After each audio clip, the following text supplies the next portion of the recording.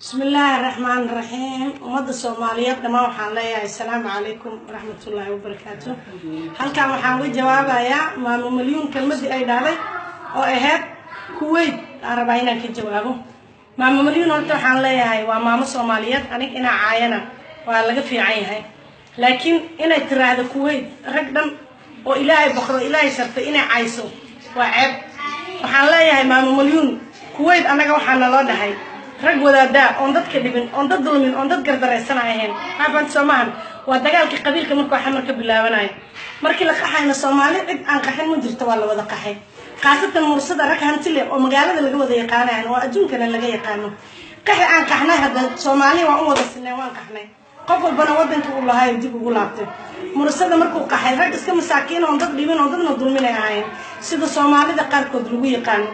mursada qaxi oo qaxay aloogu bixiyo Kuwait laakiin Kuwait waxa badashay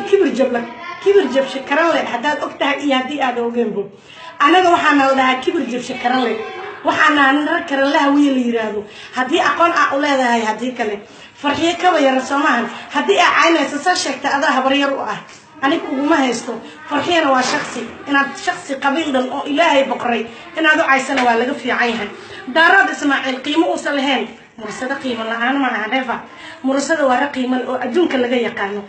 ragi yaqaanana eedo aqoon cid bini aadana uga ma baahno dumarna aqoon uga ma baahno adoo maama ah oo hooyo ah inaad qabiil cays wadana soo istaagtin waa laga fiican yahay hada adi farxiyo makeup isku caynaysin ama qabiil isku caynaysin ama aad fara iska haysin oo qaas ah oo adinka aad wax soo martaan taas adinka idin qaas tahay laakiin kibir jab shakaran la leeyahay anaga ee barasho wanaagsan mid kale aniga wajigayga makeup lama mariyo adiga tiishana ku xogta aniga gacantaydan ku xogaaya ilaaha isiye heebada naamti laqsan qordhan ilaahay siyaana ah afanta Soomahan dadku isku kalsoon oo naasaha ka horeeyo oo farxiyo ka hormarinaysidna farxiyo waa boqorada fanka hadii aad ogtahay eedii hadii kale afanta Soomahan jawaabteeduna waxay ku socoto waa milyuun iyo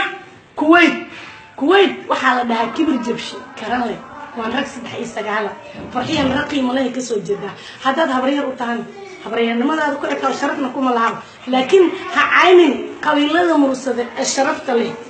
mursada waa rag saddex iyo sagaal ee damaantu barsho wanaagsan ku baro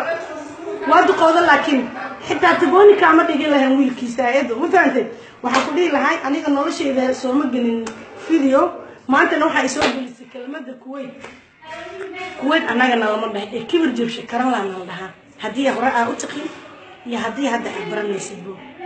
jawaabtuna waa milyuun iyo Kuwait farxiyana waxaan leeyahay umad Soomaaliyeed caynin waxa fanaanad Soomaaliyeed sida aad ku socoto hadaad gees xiiratay hadaad dab xiiratay hadii aad qayshi iyo hadii aad iska dhaaftana ana in adeerta kugu taageersan farxiya I love you cadowgaada lacagta ka hoose Kuwait kala la ka dhiga kibir jab shakaran leh bye jawaabtu waa kibir jab shakaran leh ma salaam